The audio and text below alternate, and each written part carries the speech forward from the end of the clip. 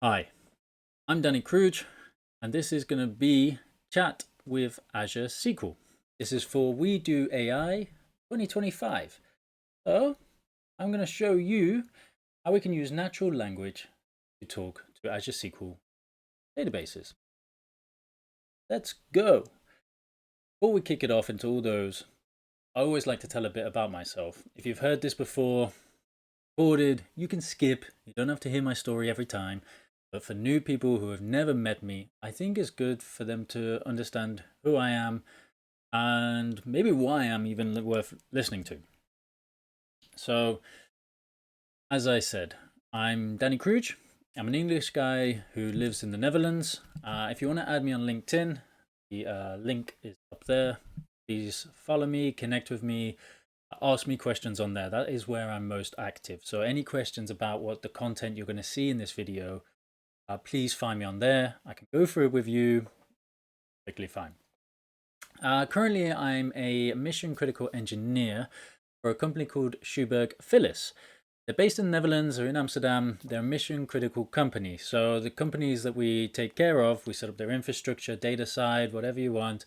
They're normally ones who can only, they can't afford any downtime. So zero downtime. We have to do high availability infrastructure setups. So we get to see a lot and I get to do a lot, and I like to give that back to the community. So a lot of my videos are to do with experiences that I've had within that. That is sort of like what a mission critical engineer. I kind of skipped over what that is, but yes, we are engineers who design, we build, we run it. Uh, we are like architects in a way, but we do it for companies who can afford zero downtime. I like it. It's cool. But originally, I was a SQL DBA. I was born in Leicester and I moved to the Netherlands to be a senior DBA. When I was working for Next, I was a junior SQL DBA. They helped me learn. I did Pluralsight courses for 8 months. I was just literally headphones on, watching Pluralsight, learning how to be a DBA, because before that, I was just like first line support on the phones for the same company. So I got to learn how to be a SQL DBA. I got paid to learn, super cool. But they didn't want to give the senior role and the money that went with it. And I wanted to get more money. Money's nice, and it also do more with more money, obviously. So, and at that age, a lot of my friends were having babies. I wasn't in that area, that space at the time. I wanted to go traveling, and I found a job that came in Amsterdam. That sounded cool. So I worked for Albelly, and there I was an actual SQL DBA, a senior DBA. So it was me and another guy. He left after 2 years. I worked there for 4 years, and I got to see a lot of their cool stuff, and they were very advanced compared to where I came from. And I got to bring that also to Schuberg. There were certain things which we were doing at Albelly that Schuberg wasn't, so it was cool.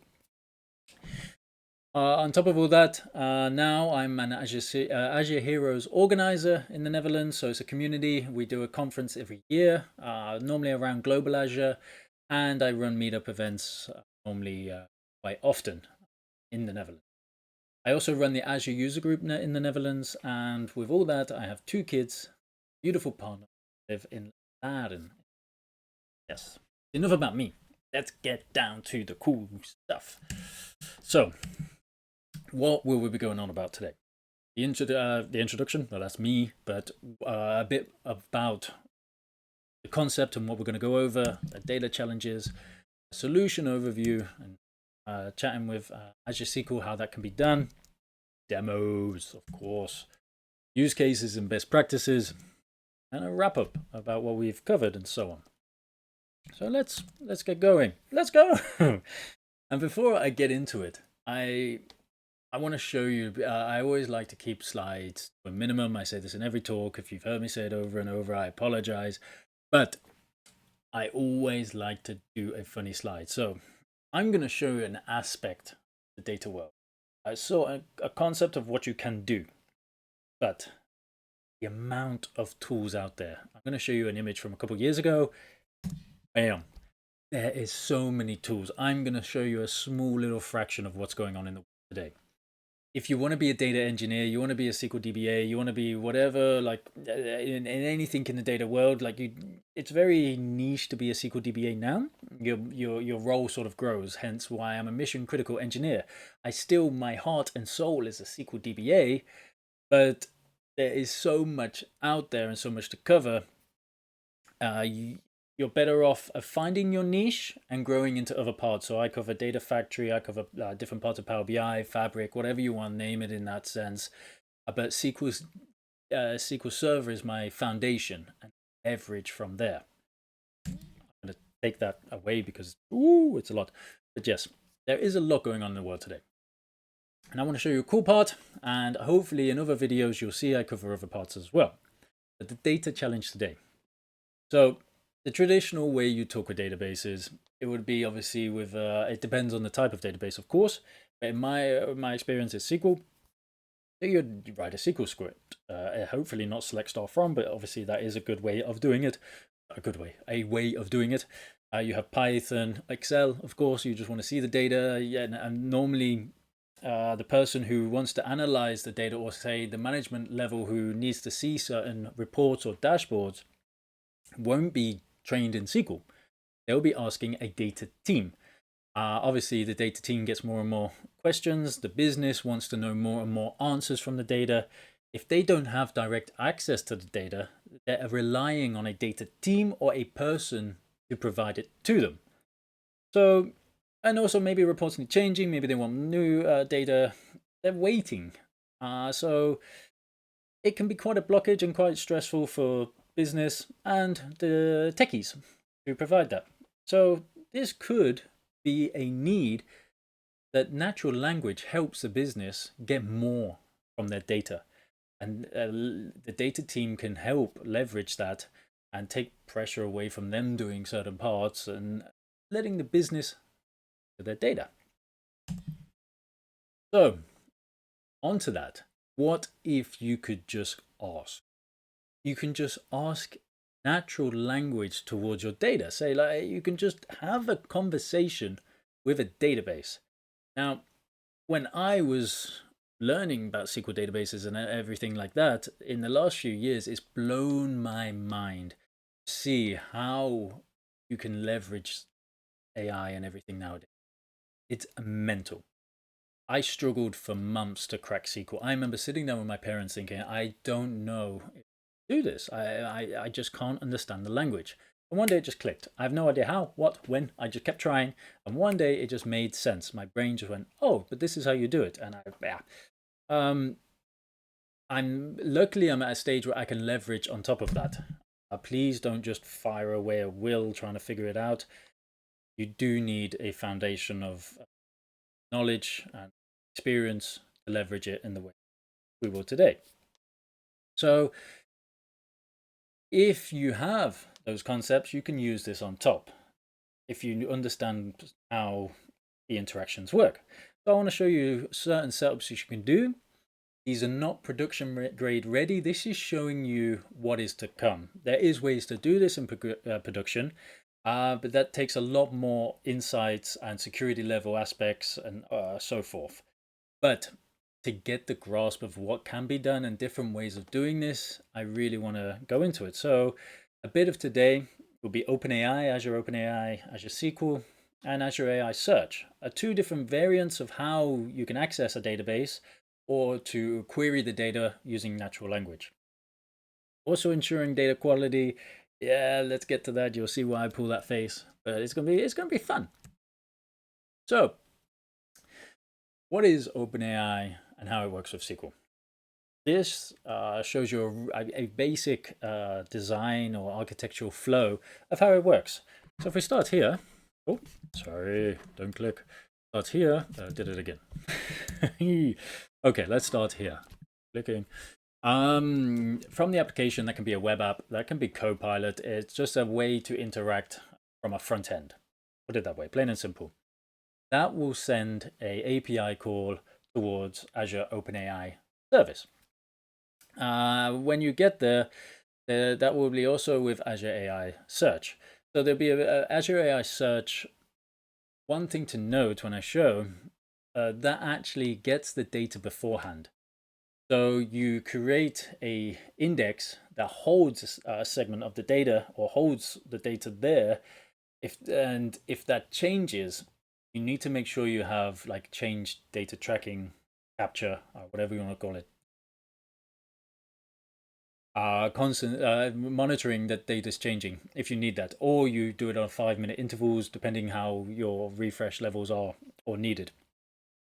Because I did a trace on Azure SQL because I wanted to see what the queries were. I was confused. I was like, how is this working behind the scenes? I saw nothing.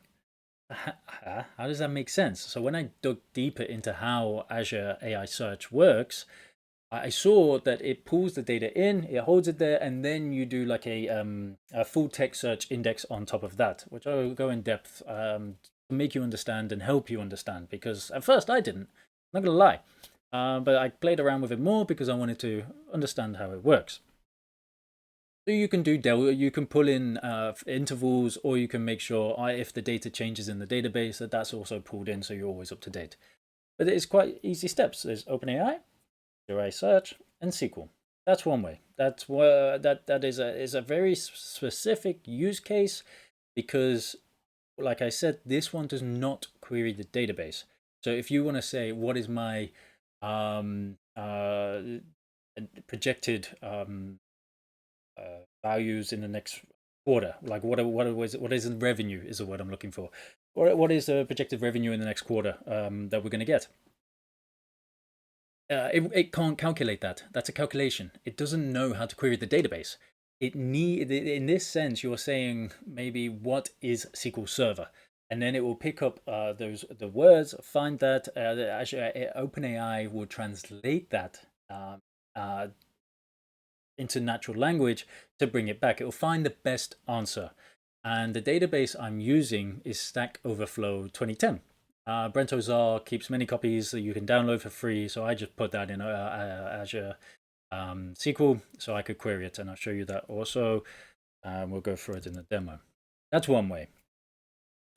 This is showing you a reference architecture to fully set this up. So if you want a production grade, this is a way you could do it. You'd have the Azure Web App API management. Obviously, you don't need that. You can do many different flavors as load balancers, whatever you want in different ways. This is just showing you one. You don't just go to API management. It's expensive. But then you have Azure. It says cognitive search. Obviously, it's Azure AI Search now. But thank you Microsoft for changing the names. And this just shows you a reference. It's sort of a similar setup. There's just a few extra moving parts in there. But you get the drift. If this is what you wanted in a VNet integrated platform, you could have this as a reference architecture of how you would set this up. The only other parts here you can see is a function app, which is retrieving from cache. You had a database to keep certain prompts in place. A bit easier for users so they can actually access what they've asked in the past, etc. Having to hammer. So a walkthrough. This would be if you're wanting to query the database.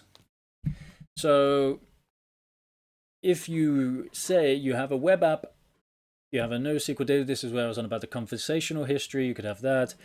It's asking questions towards the data.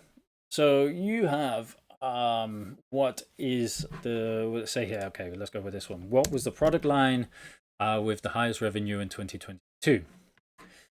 That would actually translate that into a SQL query directly to the database and pull that back, which is super cool. And I'm going to show you that live.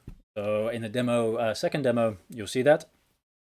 And then it will reply in natural language saying the product line with the highest revenue in 2022 was blah, blah, blah, blah, blah. You get the drift. So that's the next, there's two concepts. And I'm going to show you them in heavy detail. And with the demo time. I'm going to pray to the demo gods. Hopefully, I can show you the first way of it set up.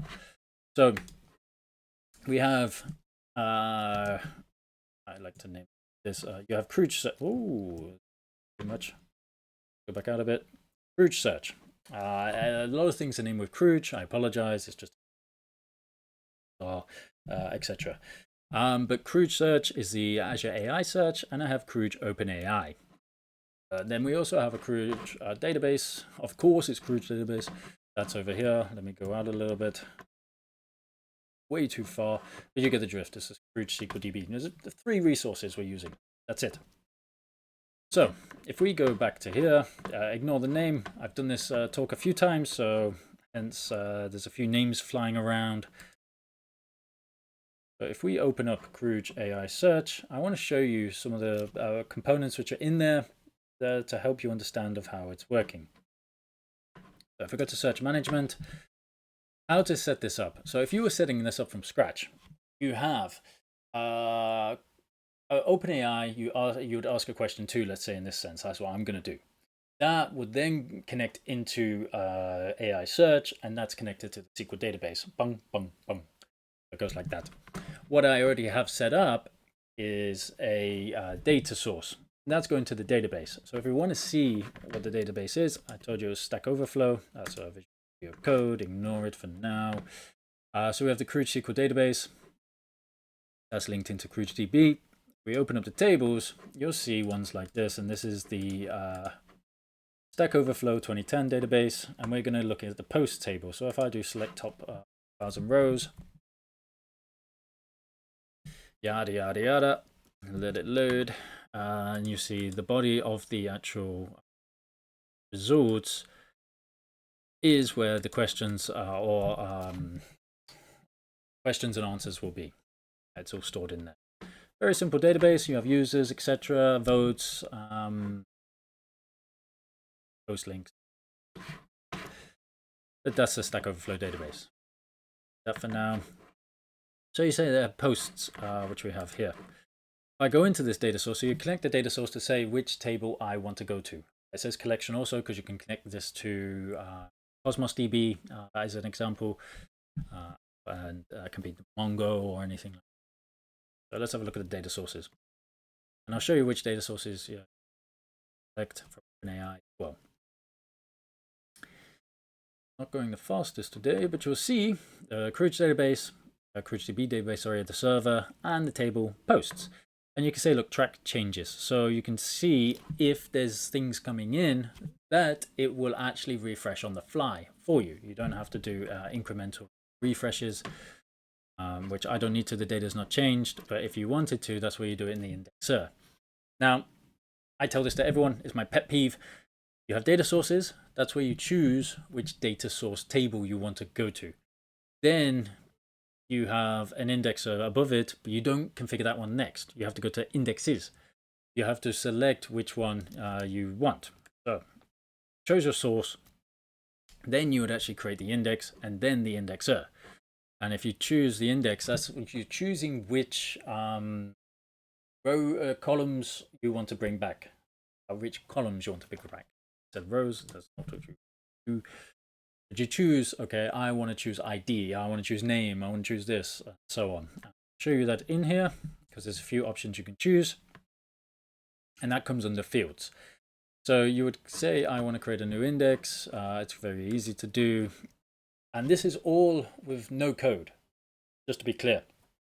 When you want to create a SQL, you can easily do that. Create a database. You can easily create AI search. All ClickOps. I'm not for ClickOps as a demo, yes, but you should use infrastructure as code. Please note, with AI search, it's not easy to do indexes or indexers via AI search. For a customer recently, I've had to do this manually and document the steps that I've done or save the code safely, just so we could easily recreate them if needed.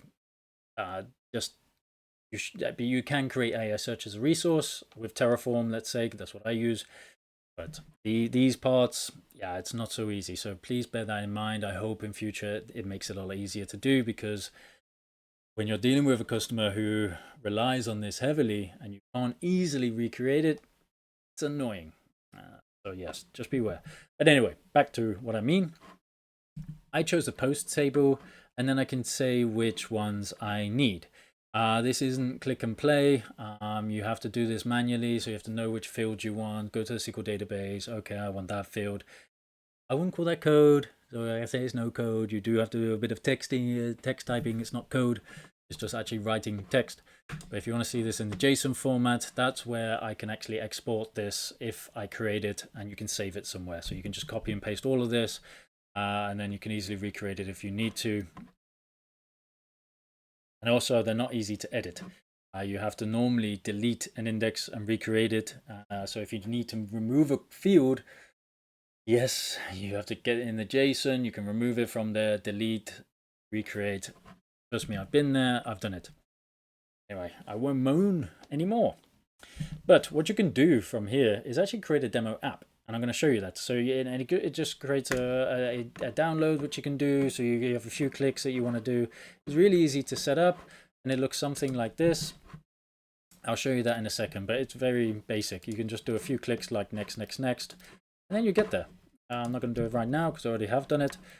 But then you have your index. So I've chose which fields I want to retrieve, which ones I want to get back, look at, etc. And then you need your indexer.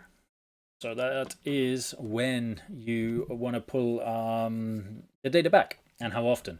Obviously, I ran this last time I was doing at a conference. I don't need to do it now. It's already been done. I could run it now. But if we open up the indexer, this will show you how often, how long it took to retrieve it and run it. Edit it also via JSON. It takes a while. While that is loading, I will show you this. So when I'm on about full text search, so this is this is going into Azure AI Search on the Stack Overflow documents I've got in posts. So I can't say what is the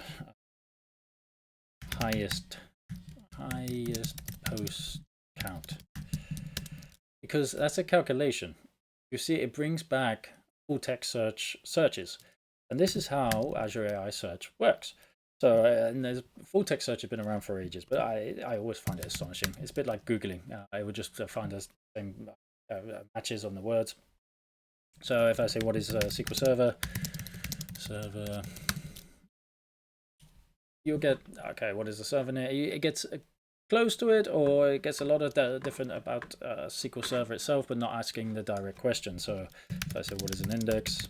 Also, you'll get a lot of stuff about index. Hey, that comes up quite well. What is an index in MySQL? But I'm not really, this is like when you're on Google, you have to search for the answers. So it's not really giving me direct answer I'm looking for. So this shows you, if you're using Azure AI Search and wanting to use natural language, yes, it's possible, but you have to know how to use it. You can't, and for the business user, if they're using it, you have to be careful that they know that, because it can give you answers you're not expecting. Examples of that, and I'll show you that. So hopefully, no, it's not loaded. Let's try and refresh so I can show you this beautiful piece of JSON, the indexer.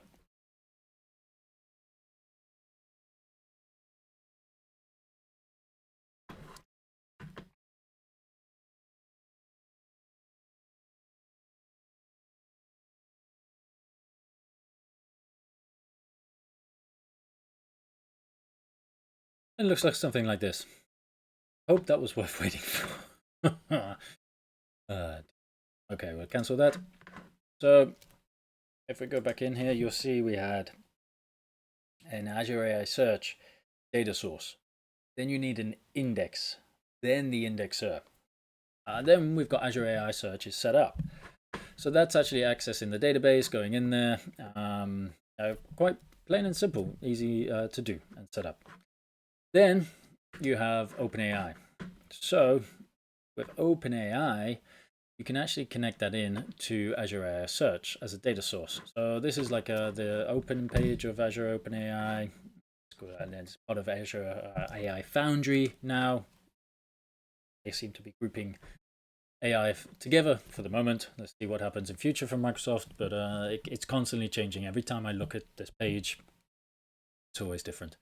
But this will show you a bit of a GUI interface of what you normally expect with Azure OpenAI. Show you from OpenAI to AI Search equal. So you can see that part, because now I've shown you direct to AI Search, and we weren't really getting the answers we was expecting. So hopefully this loads, yeah.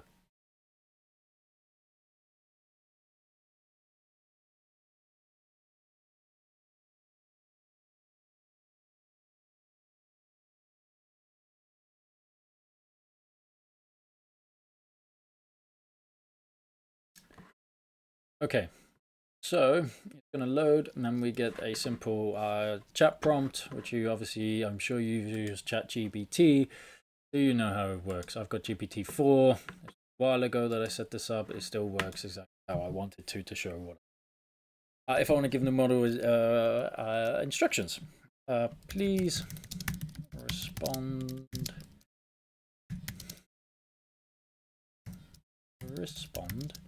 in style of Shakespeare, because why not? Just to show you that. Apply changes, and then you add your data. So I've just done something silly there. Just continue. Okay, add the data source. I've not done that yet, so and I want to show you how easy it is. So you've got a few different types of data sources. Choose OpenAI, AI search, which that would then lead to other sources. So it depends what that's able to do. Your blob storage has been in preview for a long time. Azure Cosmos DB for Mongo, Elasticsearch, blah. I've only used it for Azure AI Search and Azure Cosmos DB, and AI Search to Cosmos DB, multiple layers as well. So you choose, you see it's all drop down menu, very easy to set up. It's gone straight, it's found which AI search I was on about, but it doesn't know which index I want. This is where I created this before. I want posts. I choose that. That's keyword, that's the only one you can do, and that's what I mean by full text search, is keyword search for that.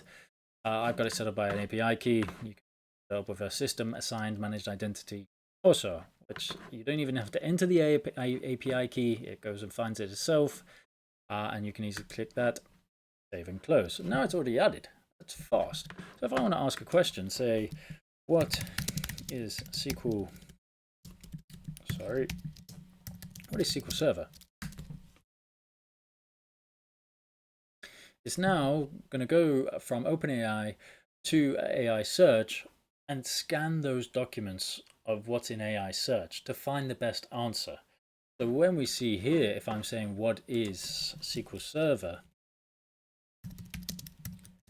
see it brings a ton of results back. So what OpenAI is able to do is look through and find the best answer for you in that. It doesn't go out the spectrum of what is in the data source that you're looking at. So it doesn't try and say, okay, I should know this answer, I'm going to give it to you back, and go outside of the Stack Overflow database. That's cool. So you can contain the data that it's searching at. Obviously, I was silly and I said, please do it in Shakespeare, so you get a strange answer. But we can easily take that away and get a generic answer without actually getting any input, and just say, what is SQL? I have fat fingers today. What is SQL Server? It's going to do the same again, but in a language that's not Shakespeare. SQL Server is a relational database management. Okay, thank you, clear. And normally what it also give you, maybe it's not finished, the references of where it got from. It's not finished yet. I'm impatient. And it'll give you the references of where that came from. So where the answers were, which is cool. So then you know where it's actually generated the answer from. So you can check or verify that it's actually in the database, as an example. And you say, what is an SQL index?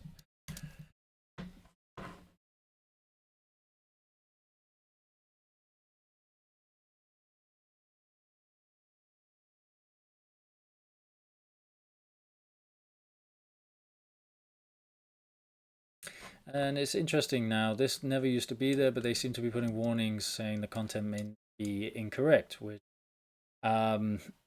is what I was able to do in the past, and I'm not sure if I'm able to this time, but I will definitely try, is where I could show the AI search actually giving the wrong answer.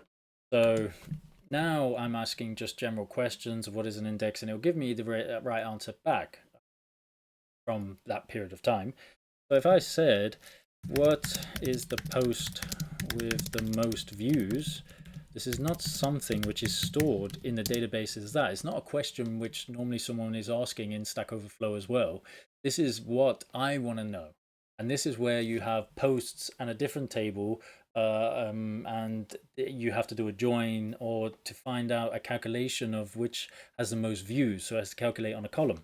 AI search can't do that. If I say this now, which post has views? And I know which one this is because I've done this many times.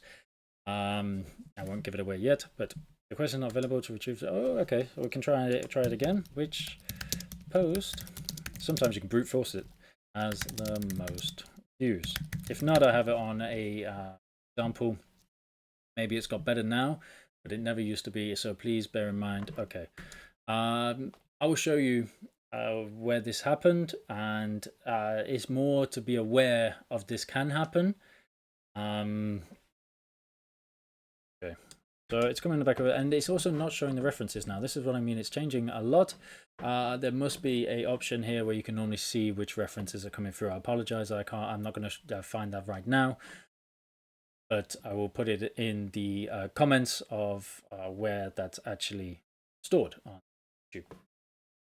But anyway, that's not the point of today. So you can see how you can utilize this. This is going from, if you had this as a web app or a user interface, it would ask the same questions. It would trigger that via API. It would then go to AI search and then to the SQL database. Well, not to the SQL database. The data is already retrieved. You get what the drift, and give you an answer back in natural language. So if and you can see how it's covered there. Let's see. I always have a slide to see if I've covered everything because I don't want to miss anything, and I have extreme ADHD, so I'm a bit here, there, everywhere. So I have a slide to make sure I covered everything I want to. We did a demo against the demo set. I made sure I mentioned there was no code setup, the setup between the resources and how they connect.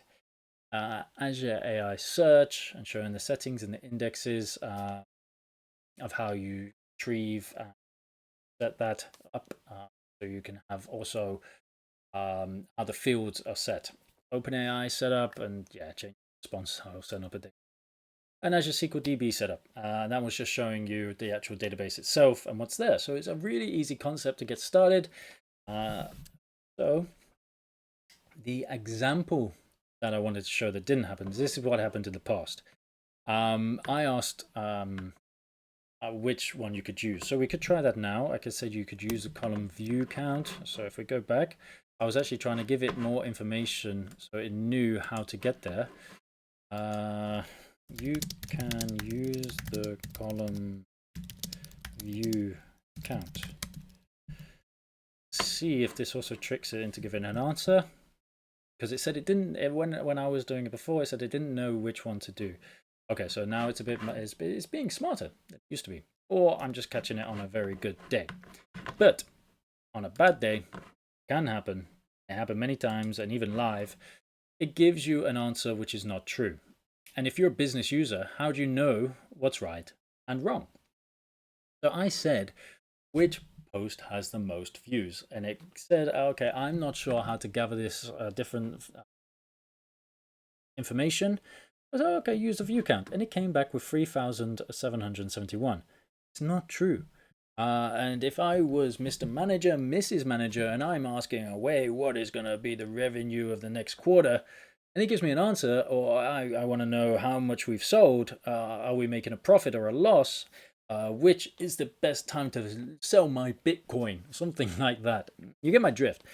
If it gives you the wrong answer, your business could have a dramatic effect of what's happening because they're basing it on false information. So please be very careful when you set this up. You have to put a lot of guardrails in place, and you have to know how to use it. It's cool, but be very careful. So that can happen. Now, I want to go through a few different concepts of how AI is being integrated to databases and different variants of natural language, because I'm showing you OpenAI search, AI search. I'm going to show you natural language to the database. But what Microsoft's also doing is Copilot can ask questions about the database, which is very interesting. At the point in time, this was in preview, but you can just say, hey, my database is slow. Okay, is that a statement or a question? So it's very nice. I could be a grumpy DBA sometimes. I won't answer you like this. I would answer, okay, when, where, what do you mean? What are you doing? Give me some more information. I'm not just going to dig and I'm going to be able to reply to you. But Copilot's very nice. He or she responded in a very nice way and gave a lot of different metric information. Where this can go wrong, it doesn't know the bigger picture.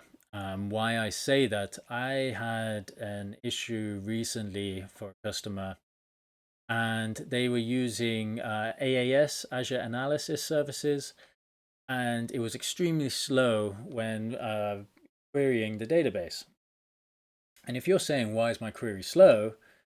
It may not know the full aspects. So when I started digging into the queries and looking, I was seeing all these different blocks and weights, but they were nothing to do with why the query from AAS was slow.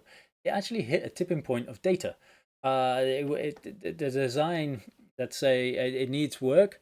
So when the data tipped over a certain scale of amount of rows, size of the data, the query started to run longer and longer and longer. So if you started to look and ask him, why is my database slow, query slow, how I fixed that problem was not in the database itself. I changed AAS. So I then fired off 8 SQL queries at the same time. I partitioned the data in the cube. I partitioned it from, like, say, ID. Let's say you queried this range. I got that running in 25 minutes instead of over an hour or 2 hours, whatever it was. And that was a lot better foundational fix than trying to go down a different route. You could really hit some big rabbit holes if you trust in what it's saying. It doesn't know the big picture. So please be wary of that. If you're asking it directly, it knows what's in the database. I knew more about the architectural setup, so I could figure it out. Okay, well, the query itself is not waiting on anything. It is just running, but it's just bringing back a tremendous amount of data. It's one query hitting and bringing back everything. So yeah, if you're talking about millions and millions of rows, it can take a while, which it did. Certain use cases for the natural language setup. This would not be with the setup of Azure AI Search. This would be if you're using like LangChain and you have a database, a function app or something, or web app, whatever you want. You can use it to say, okay, for Uber, for example, like Uber Eats, where's my pizza? Something like that. You could have the customer data. You could have, okay, when is my flight? What is this? You get my drift. Customer interaction. And this was not so common when I first did this talk. Now it is. Yeah, AI bots are everywhere. They're recruitment, replying, going through resumes. It's everywhere. When you're talking to websites now, you're probably talking to a bot. You're an agent. You're not talking to it. And people are using all over the spectrum. So some of these use cases, but this is showing you one very popular one, which obviously is because it's being used everywhere, but it's natural language to give conversational responses and also retrieve data of what it knows about customers and so on. And we've seen this go wrong. So if you do set this up, also make sure you can't just say, okay, then you also give me data for John Smith. It does happen. So I'm going to show you an easy setup, but it can go very wrong if you don't put the correct guardrails of who can access what data. It can go. If you wanted to set up data cleansing and quality enhancement, I can show you and we'll go through it. It's going to be interesting. It's going to be a bumpy ride. But what would you need? OpenAI, Azure SQL. You could use Azure Functions to automate this process. There's many variants. This is one example. But there's common data issues. So the data in the database could be incorrect. You could keep having issues. maybe their name is incorrect. Very interesting one, because everyone's name nowadays can be very different. So Jahan maybe likes to be called Jahan. Maybe he that's his name, but he's going to get very annoyed if you keep changing it. But anyway, Jahan spelled his name wrong, so we're going to correct it for him. We're going to call him John. But yeah, that's I like saying that one because it makes me laugh. If you didn't, I apologize. But hey, and if your name is Jahan, I also apologize. I'm not making fun of you, but it is different to John, and this is a common thing which could happen. Anyway, sorry. Inconsistent formatting. Maybe people are entering CA or so on, and it should be California, duplicate entries, missing data. Also dangerous. Are you going to fill in someone's information for them? How do you know what they actually want to pre-filled? But this is a concept of what you can do. Should you do it? Different question. I'm no Python expert. I use ChatGPT, but it threw me a prompt which I could use as API calls and in Python. So I would have a basic prompt. You're going to clean and do this, proper formatting and standardization. You're a data cleaning assistant. Lovely. And you're going to get that, and you're going to send that into API call. That's a different function. So the raw data comes in. I'm Jahan and Doe, and I live on 123 Main Street, California. I didn't enter it right. I should be actually John Doe. I just called myself Jahan. I'm going to clean that data. I'm going to send it in, and it's going to print the clean data, and the output is like this. So, and what that would do is then enter it into the database. Sorry, here. So insert into customers and name, address, values, blah, blah, blah. A bit of Python. Lovely. Would I do this? Oh, no. This should be fixed at the source. There's a shift left. This should be on the application itself where the user is actually entering it in. Spelling mistakes on names is very hard. That should be something they could correct themselves. You shouldn't be doing it for them. Jahan maybe gets very offended that you're now calling him John. He's had this all his life, and you're doing it again. But you get the drift of how you could do it. Also, how would this scale? If you're doing thousands upon thousands, you would slow. If you're having this as, say, you're selling Coldplay tickets, and they've just gone on sale, and you're having OpenAI continuously check and validate data and go in and insert into SQL database, it's going to take a while. The application should stop them from or inserting that in the first place. So please know this can be done. It's pretty cool, as I state. Is it the way you should be doing it? No. This is like row by row. Yes, you would insert row by one, but this is quality checking like row by row. Not the best way to do it. Not where you should be doing a quality enhancement. Put it that way. Have you heard about Fabric? You got Microsoft Fabric. It's changing a lot. I've been using it from day one, and you can tell because this is AI skills, the image. It was originally called that. It's called Data Agent now, or Agent, or whatever it is. Data Agent, I think it's called. That is doing exactly what I'm going to show you can do. So you can talk natural language to your data. Which is very nice. And data agents have changed a lot since they first were introduced, or AI skills. So if you're using a VentureWorks or a Stack Overflow, you can decide in which data you want to retrieve from, and show how you want to talk to that data. So it gives a business user access to it. What is nice about a data agent is not confined into Fabric. You can actually publish that outside and have it inside of a website or web app in that sense, which is amazing. And they would only have access to certain data. So say they need to know, the business owner needs to know how many orders are coming in for Uber, how many pizzas have I sold, something like that. You know what crazy stuff goes on. And then you can provide that to them. So you can set up a data agent to access that data, and they would only be able to access those columns in the table, etc. Blah blah. It's really cool, and that means that you don't have to have OpenAI. You don't have to have AI. Well, you don't need AI search in this one. You don't have to have database as a resource. Everything's already in Fabric for you. What's even nicer, you used to have, I think it's an F64. You don't anymore. You can use this on any single capacity in Fabric. So if you have an F2, the lowest, you can use this already, which is really, really nice. if I remember anything more to tell you about that, I know tons about this stuff, but basically it makes it easy. Oh, I remembered vital information. If you are restricted to certain constraints of, let's say, data not leaving the EU. I live in Netherlands, so I say that. If you're like a financial institution in any sense where you can't have data leaving the EU or some legislation which is in place or law, I don't know. If you're doing this in Fabric, it's not contained. OpenAI is like you don't get your own OpenAI. If you need that, you shouldn't be setting up this way. This is showing it into a shared pool. So be very careful if you use this.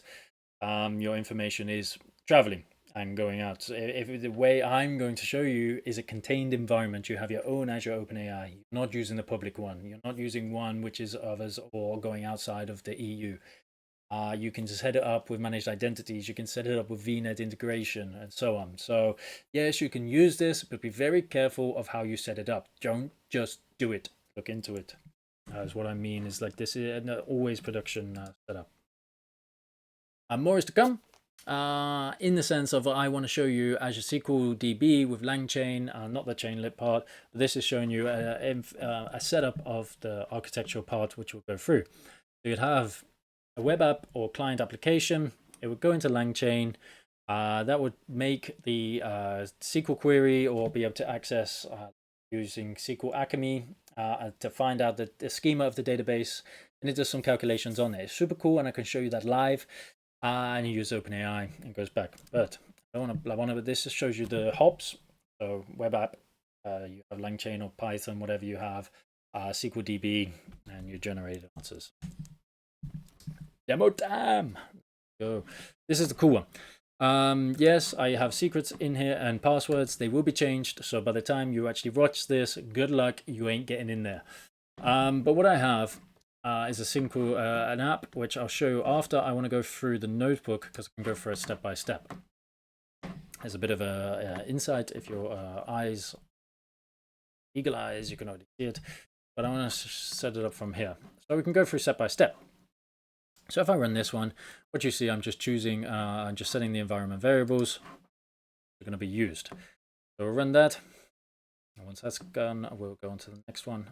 Might take a minute because I only just opened this. Oh, yep, I need to check that. I'm waiting. We got it. Fire. Okay, and we're going to connect to the DB. So we're going to build a connection string. Yeah, I did a lot of this through from online sources. There's many examples online, so you can find how to do this on there. There's even ones from Microsoft themselves. So it's not. I can provide. I have provided this online. It is in a repo which I'll put in the comments also. So one about the references and one about how to find the code that I've used. So run that. I'm going to set up the connection string. Get that going. See here, it's also doing the SQL Alchemy part. And then we want to say, okay, but I want to go into this OpenAI. So for the environment variables, I said which OpenAI we're going to use, the key, which model it's using. So, oh, gone too far. Me. Oh dear. Here we go. All right, I've got a bit of lag going on. Okay, that finished. You saw it took a while, so hence why I paused it, so we could actually get back on track, because you don't need to just sit there looking at me. I made a note here, and that's also in the public repo. See what it means. So this can actually make sure it's a lot more higher sensitive and focused on the correct answer. So we want to make sure it generates a factual response. Yeah, I do that because it's not. And this, your helpful AI assistant, querying the SQL database, going against Stack Overflow, very basic. That ran. What you'll also see here is that we have a 0-shot reaction. That means there's no history kept there. It's going to refresh it, so agent does not use memory. So we get a fresh query each time, which is nice. Now it's setting up the different agent parts. We just need to, like you hear this word a lot. It's nothing fantastic in here. It's a very basic SQL DB agent. This is creating a SQL agent through the tools that we're using with LangChain, building it up. We can actually access the database, query it, and throw the SQL queries at it. So I'll create that now. Okay, and that worked. Took 23 seconds. It should probably work faster on yours. My laptop is being slow. It's hard up here. So now we're actually doing it. So what you saw there, I've created the agent, and then we can say, okay, with this agent run, this prompt is going to ask this question, and that's going to trigger an API call towards OpenAI and actually get the queries back. So what you'll see in the lower part of the screen is when I actually ask this question, no, sorry, not in the lower part of the screen, here, because I'm doing it through the notebook. It actually comes back. So it says, okay, I'm entering a new executed chain, new one. The input, this is where it's finding the schema. So it scans the database, which you've chose. It goes in there and it says, okay, well, posts looks like to be the best one for this. So I'm going to check what's going on in the posts table. It seems like it's most related because we're asking about which post had the most views. Super cool. And then you get a bit more of a response, which is nice. It says a post table contains a column called view count. It's finding this information for you. This blows my mind how this can work. And it even gives you the query that it's using. So it's quite a basic one, but it's fantastic for me how it can find, if it scans a database, finds a table, then figures out which columns would be the most ideal, select top one, and the title, the view count, and from posts, and it order buys and does it descending. So it says how to undo the most recent commit git, which had, I think, if we look at this, 6 million views. Most people, and I'm one of those who probably search for that as well. I've also wanted to undo recent commits because I did a boo-boo and you want to get that out, or you put a password in there, which you shouldn't have done. That shows you one setup. So that gives me the right answer. And when we said what had the most views in Azure AI search, it said 3,000 in that image I showed you. I couldn't get it to recreate this time, but I have done in the past. That's totally off from what is actually in the database, 6 million. It gave me a totally different answer when I was using AI search. So that's not cool. Ignore this error. We still got the error value we were looking for. I think sometimes it's to do with the size of the coming back. But then we can go further. Which year had the most views? So a totally different one. It will go then look again. Obviously it's similar, so it knows to look again for posts. It's doing the similar setup. You see the different table names in here that it's scanning. You get the schema back of the post table. And then the query also, which is nice here. It's a bit more complex. It's doing sums. It's doing calculations. It's figuring out, okay, I don't have this information. And it starts to continually find ways to improve. I think I can expand it. Let's see. Okay, opening the text editor, scrollable element. What you have is it was calculating. It was like, I don't know this from view count.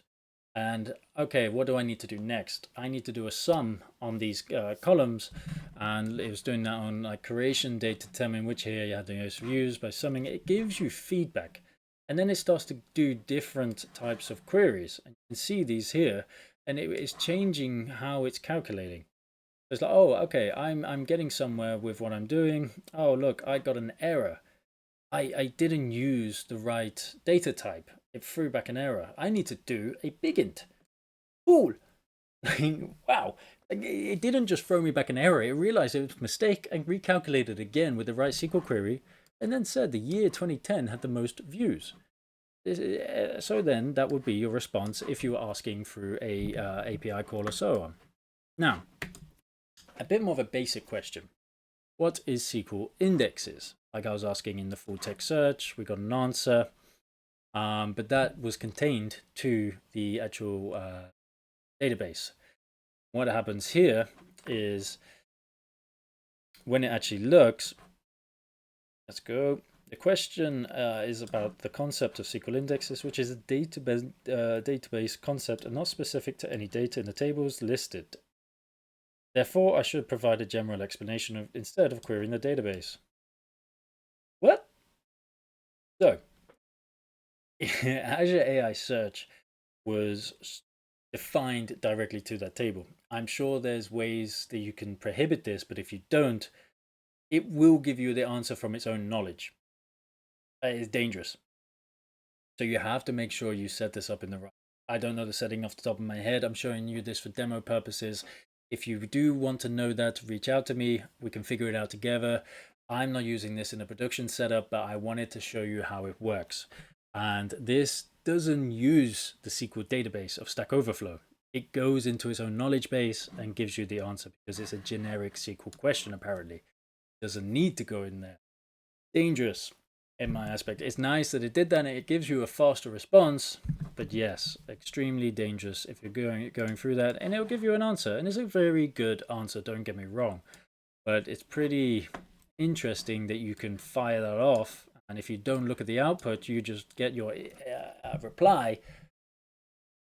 You probably want to set up that if you don't have it where you've controlled it to not go into its own LLM and access its own resource of information, probably want to alert or know in a separate screen if that's from the LLM or from your data source. You probably want to have that known. We've got different examples here, but I'm not going to go through all of those. You get the general drift, but this shows you how you could set that up. And this is through just using Python. General Python, which I have going towards OpenAI through the API key, and then to the SQL database. And all I've got is different data source. I have a user, I have a login, I have an API, OpenAI setup, so a private one. This is using public internet to get there, but you don't have to. If you had everything in there, or a function app, or and a web app interface where you could ask for this, what you could have as inside the web app would be something like this. I had a friend set this up for me, but basically I have a web page that I'm running locally. And yes, I am a self-profound SQL god. Yes, if I say that, and there's going to be a lot of people online who are way better than me. But in the company I work for, that is what I can call myself. But if I say this, what is SQL Server? And I hit submit. If I go back to Visual Studio Code, what you see, and now I've got it running, and I'll show you how that's set up. Basically, it starts going through. So I hit a query, it's going to an API call, and it's going to go to API OpenAI, it's going to go to the SQL database, but it's using a wrapper around all the code that I've just shown you in this notebook. I've got like a fast API wrapper, I think it's called. I will go to it. It's not there. There's an app somewhere left side. Second. This one, this is Python. It's because it's yellow. My eyes. That's SQL app Python. Fast API, yes. And you can put it in a wrapper and you can generate a API call on this, and he built me a beautiful front end. So I had a front end, back end, and I think it's just like Node.js, which is the front end. I think that's all publicly available. As you watch, there's nothing in there which is secret. But it's the exact same code. So if we go through this from start to finish, you'll see it's just got the API header in there. It's got the same setup here for the keys, password, etc. A little bit extra here.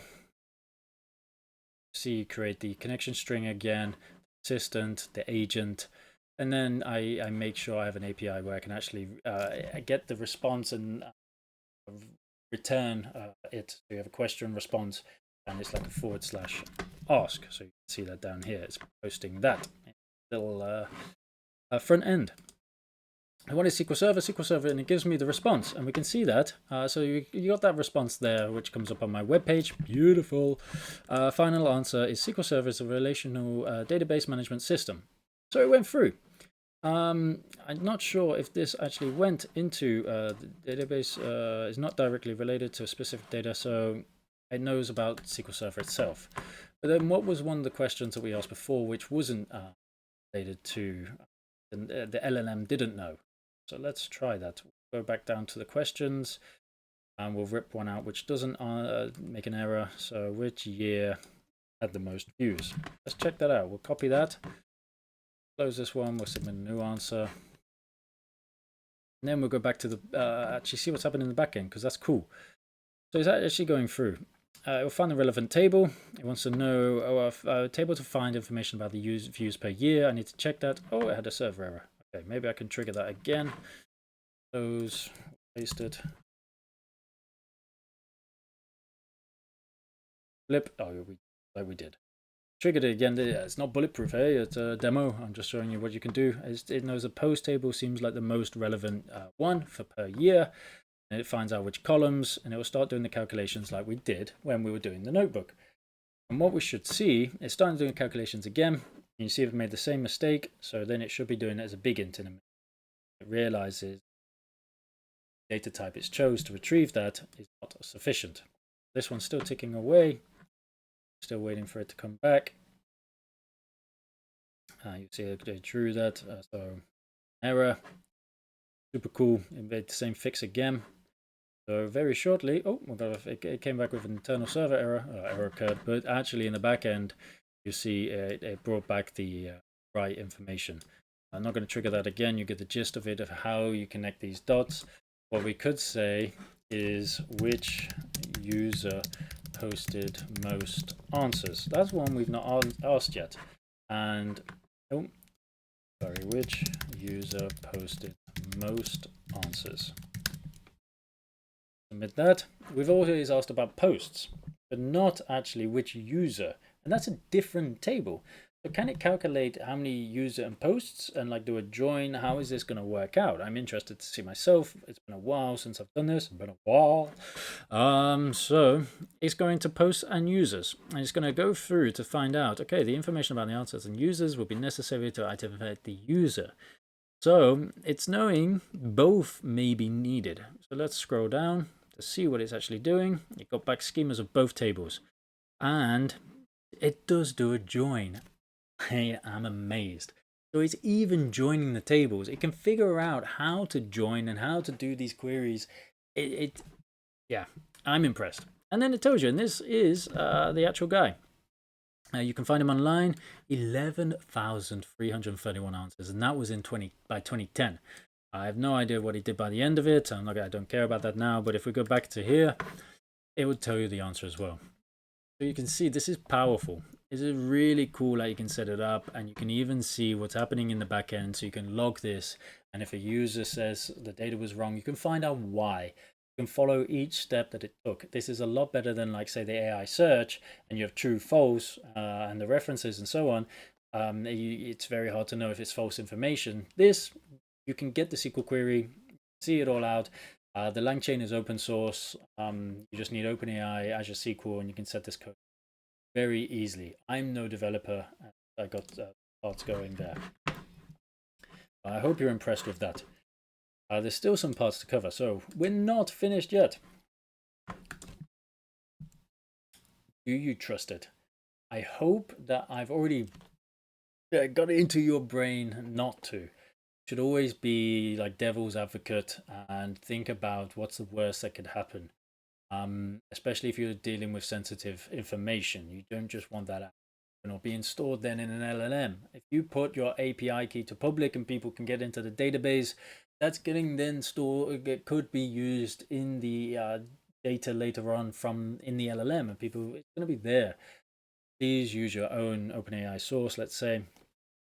What I have here is another example of like Copilot. We had a setup where we were setting up two SQL servers. We're doing a cross-tenant SQL migration, and we wanted to keep one of them live. The manager at the time Googled if this would work, or not Googled, I'm so sorry, a Copilot if this would work, and it said no. And then the project board wiped it off as a migration strategy. No, this won't work. You can't do SP execute remote on a read replica. You need to be able to write and so on, which it made no sense to me. They were a BI team. They just wanted to read the information. So I spent 3 hours, I set up a demo environment, and I made sure it worked. And I did the same setup as what they would do. It worked. What Copilot did, it read different Microsoft Learn websites, brought the information together, and it was writing what it says here. But if you're saying you're having an application to execute, doesn't know which or one to choose, if you have like an availability group or always on setup, you need to say, okay, application intent read only, and you could have a read replica somewhere as an example, and it would trigger the query towards that. And that's where you have to specify in the connection string. In this setup, there is no connection string. They were accessing it directly through as an Elastic query, I think it was off the top of my head, or Elastic or whatever it was in Azure SQL, but it's like a link server, basically, if I put it that way, if I put my mind back to years ago. And then you can trigger directly, like as you would a link server, and it's doing SP execute remote. It's got read permissions. It's only doing a select query. Why would it need any more? I could prove that it was wrong, but they trusted in what they saw from Copilot, and I had to prove Copilot wrong to help them understand. So please be careful as that as well. In my opinion, I think you've already got this point, but you utilize the tools, but don't rely on them. You should be the expert in the lead, not relying on OpenAI or AI to be the expert. You know your stuff, stay true to that. Meaning, without analysis should be done by professionals, and AI can read this analysis and provide it to the user. For example, financial data. I would not want to set this up in a financial institution setup. If I'm using it for different calculations and numbers, I would want to trust the analysis or data teams to be in the lead and provide the information as a data set. And then AI could go into that and just retrieve the information that the business is requiring, not for AI to make the calculation, store that in a table, and then the business user gets that on the fly. That doesn't sit well with me, and I hope it doesn't with you. If you're using this in a financial setup, and all hell could break loose if it's hallucinating answers. It gives you a best effort answer. Please know that. So this can go horrendously wrong if you're trusting this for fine-grained information. Later in the years to come, this could be perfectly accurate. But please be very aware of that. I say that with all of my love in my heart because I don't want you to get burnt. There's different ways of this is coming out nowadays to use these tools and agents and advancements, and it's blowing up. When I first did this, this was all new. It's not anymore. With SMS, you've got Copilot. You can even talk to your database or schema within SSMS. That is also hallucinated answers. Brent Ozar did a post on LinkedIn where he asked about a undocumented document feature, whatever, trace flag, I can't remember what it was. But it's undocumented. He said, "What is this? Explain it to me." Copilot hallucinated an answer of what it thought it was. It's an undocumented feature. It's undocumented. It's not documented anywhere. If you don't know that and you're relying on the tool to give you the information, yeah, you're learning from the wrong source. That is not a source to be learning from in that aspect. Utilize it, but don't rely on it. That is meaning if you know what you're doing, use it to the fullest, or you should know when the AI or LM is wrong. So Copilot is wrong.